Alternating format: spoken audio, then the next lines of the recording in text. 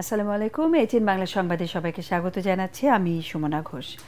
আবু সাইদ হত্যা মামলায় ৩০ আসামির বিরুদ্ধে অভিযোগ গঠনের শুনানি বুধবার পর্যন্ত মুলতবি করেছে আন্তর্জাতিক অপরাধ ট্রাইব্যুনাল ২। ওই দিনও পলাতক আসামিদের পক্ষে রাষ্ট্র নিযুক্ত আইনজীবীদের বক্তব্য শুনবেন আদালত। আজ শুনানিতে আসামি সাবেক প্রক্টর শরীফুল ইসলাম, বরখাস্ত কনস্টেবল সুজন চন্দ্র রায় ও ছাত্রলীগ নেতা ইমরান চৌধুরী আকাশের পক্ষে তাদের আইনজীবীরা শুনানি করেন। শুনানিতে আসামিদের মামলা থেকে অব্যাহতির আবেদন জানান তারা।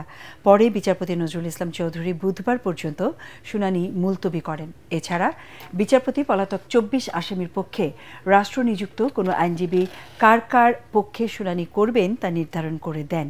শুনানি উপলক্ষে সকালে বেগম রোকেয়া বিশ্ববিদ্যালয়ের সাবেক প্রক্টর শরীফুল ইসলাম, বরখাস্ত হওয়া এএসআই আমির হোসেন, কনস্টেবল সুজন চন্দ্র রায় সহ ৬ আসামিকে ট্রাইব্যুনালে হাজির করা হয়।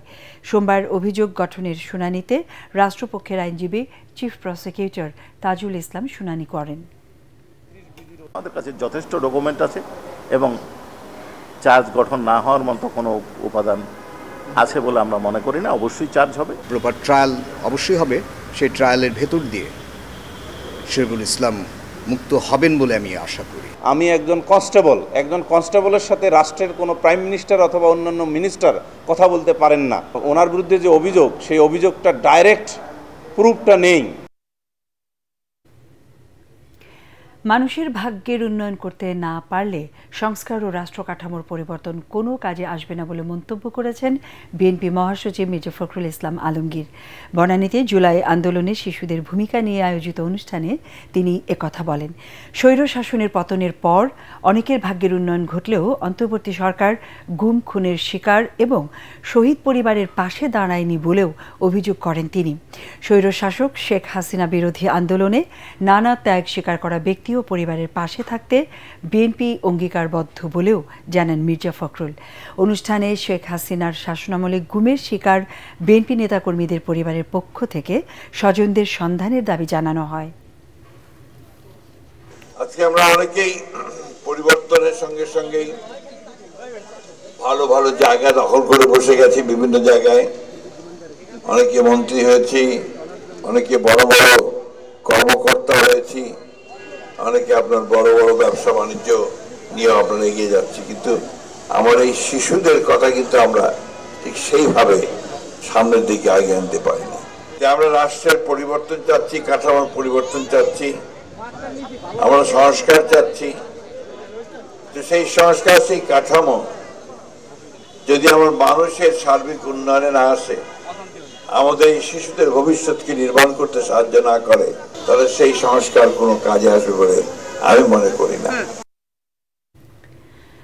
আগামী ডিসেম্বরের মধ্যে জুলাই গণহত্যায় নেতৃত্বদানকারী শীর্ষ ব্যক্তিদের বিচার শেষ হবে বলে আশা প্রকাশ করেছেন চিফ প্রসিকিউটর তাজুল ইসলাম। আর আইন উপদেষ্টা বলেছেন, শেখ হাসিনা ও তার দোসররা যে অপরাধ করেছে তা ৭১-এ হানাদার বাহিনীও করেনি। রাজধানীতে জুলাই গণহত্যার বিচার ও তথ্যচিত্র প্রদর্শনীর অনুষ্ঠানে তারা এসব কথা বলেন। জুলাই গণহত্যার বিচার না হলে বিচার বিভাগের উপর মানুষের আস্থা থাকবে না বলেও মন্তব্য করেছেন বন ও পরিবেশ উপদেষ্টা। যুদ্ধের ময়দানে আপনি যদি ডেড বডি পুড়িয়ে ফেলেন, যুদ্ধাপরাধ। শেখ হাসিনা এবং তার দোসররা যে অপরাধ বাংলাদেশে করেছে, আমি সরি, আমার মনে হয় ১৯৭১ সালের পাকিস্তানি বাহিনী এত জঘন্য অপরাধ করে নাই। মৃতদেহ পুড়িয়ে ফেলা, আহত মানুষকে গুলি করে মেরে ফেলা, আড়াল মানুষকে আহত হয়ে যাচ্ছে যখন তখন গুলি করে মেরে ফেলা। শেখ হাসিনার মামলা সাক্ষী দেওয়ার জন্য বাংলাদেশের মোটামুটি ১৮ কোটির মধ্যে ১০ কোটি লোক সাক্ষী দেওয়ার জন্য রেডি আছে। যেভাবে বিচার প্রক্রিয়া আগাচ্ছে, টপ কমান্ডারদের বিচার, একটা বড় অংশের বিচার আগামী ডিসেম্বরের মধ্যেই সমাপ্ত হবে বলে আমরা আপনাদেরকে আশা করতে পারি। মাইলস্টোন স্কুল অ্যান্ড কলেজে বিমান দুর্ঘটনায় এখনো পর্যন্ত জাতীয় বার্ন ইউনিটে ৩৩ জন ভর্তি রোগী রয়েছে। রোগীদের শারীরিক চিকিৎসা ও মানসিক পরিচর্যার পর ছাড়পত্র দেওয়ার সিদ্ধান্ত নিয়েছে জাতীয় বার্ন ইনস্টিটিউট। এছাড়াও সংকটাপন্ন ৩ জন নিবিড় পর্যবেক্ষণে রয়েছে। এক সংবাদ সম্মেলনে এ সকল তথ্য জানান হাসপাতালের পরিচালক অধ্যাপক ডাক্তার নাসির উদ্দিন। তিনি বলেন, ৩৩ জনের মধ্যে শিশুর সংখ্যা আছে ২৭ জন এবং প্রাপ্তবয়স্ক রয়েছে ৬ জন, আর ৩০% উপর দগ্ধ রোগীর সংখ্যা ৮ জন। কাউকে ছাড়পত্র দিচ্ছি না, বাট আমরা তাদের ক্লোজ অবজারভেশনে রাখছি। তারা ছাড়পত্র দেওয়ার মতো কয়েকদিনের মধ্যে আরো কয়েকজন হবে। বুঝতেই পাচ্ছেন যে সমস্ত রোগীগুলো কেবিনে আমরা শিফট করছি, তাদের অবস্থার যথেষ্ট উন্নতি হয়েছে, কিন্তু কিছু কিছু বিষয় আছে, ড্রেসিং করবার মতো আরো বিষয় আছে। অনেক রোগীর পরবর্তী পর্যায়েও কিছু চিকিৎসা প্রয়োজন হবে, কিছু অপারেশনেরও প্রয়োজন হবে। সে ব্যাপারে আপনাদেরকে আমি আশ্বস্ত করতে চাই, এই বিষয়টা আমরা আমাদের পুরোপুরি আমাদের ডেটা সংরক্ষণ থাকবে। সিঙ্গাপুরে যাদের যাওয়ার কথা ছিল তারাই গেছে। আমাদের পরের সংবাদ দেখার আমন্ত্রণ জানিয়ে এখনকার মতো শেষ করছি। এটিএন বাংলা সংবাদ ইউটিউবে দেখতে ব্রাউজ করুন youtube/ATN Bangla News। ধন্যবাদ।